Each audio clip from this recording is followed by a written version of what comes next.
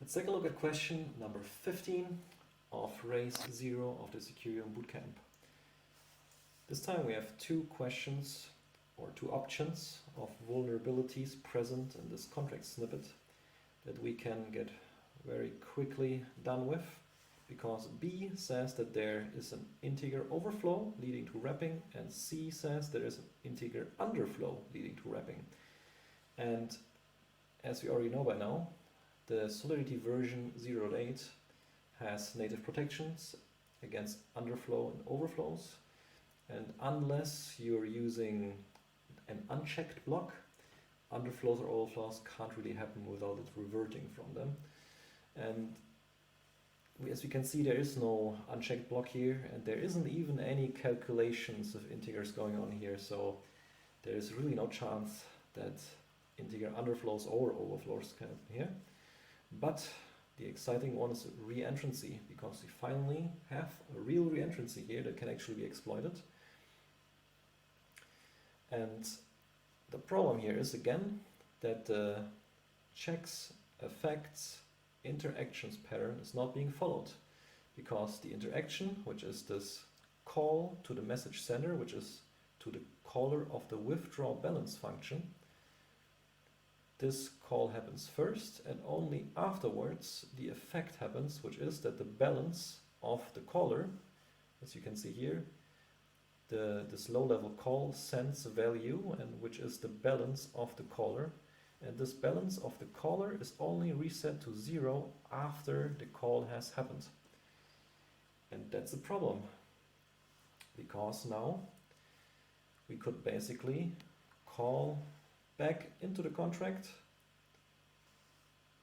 So we receive once in the first call, we receive our money once, then we call back into the contract and we receive our money twice, and then we could either call back in the contract to receive even more, or we could just return, and if it returns, then it just continues as it should normally, and it resets the balance to 0. And well, at that point it doesn't really matter that the balance has been reset to 0, because we have already withdrawn our balance multiple times. And that is quite problematic. But I think this kind of explanation doesn't quite give the problem justice. I think it's rather confusing to understand. So I've done a little bit of drawing here.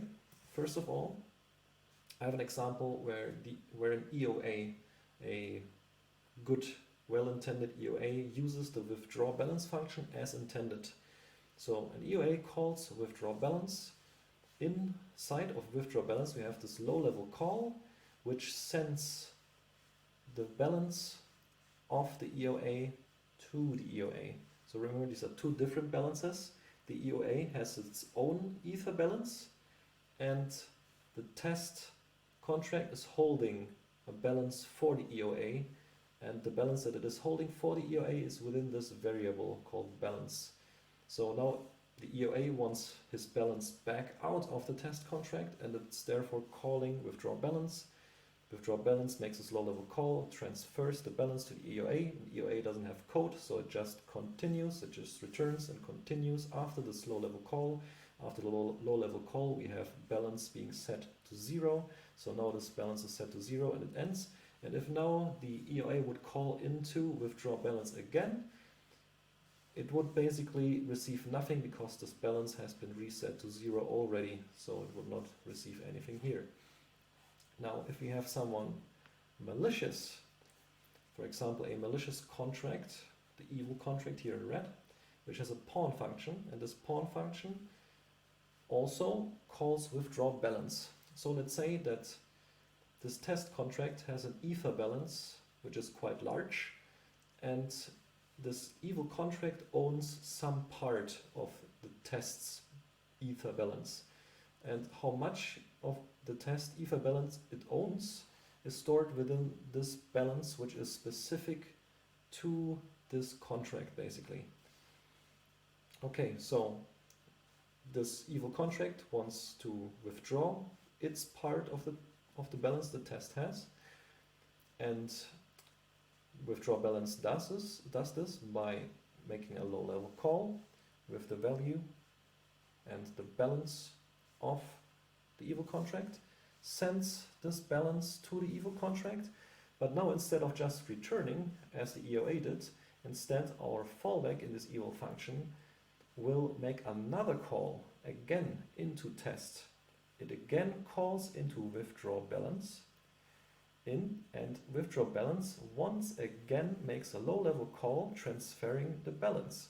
So we have already received our balance once, but since this balance hasn't been updated yet, since we have received it, we can ask for the same balance once again.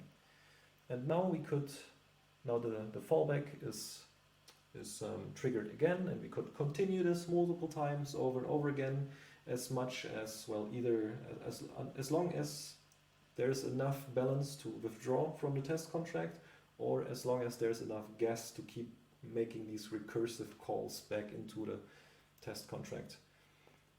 But let's say that on the second one, this second time around, we will just return from the fallback function, and returning from the fallback function means that which is supposed to happen after the call finally happens. So the balance is reset to 0, which is a little late because we've already withdrawn our balance 2 times.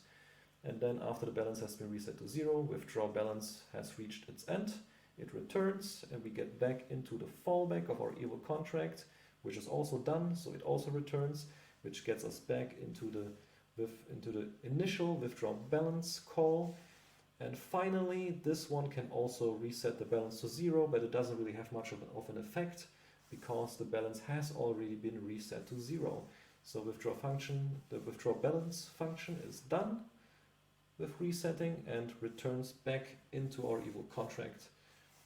And yeah, I hope that this explanation was clear and shows that indeed the snippet of question 15 has a exploitable reentrancy vulnerability. And that's it.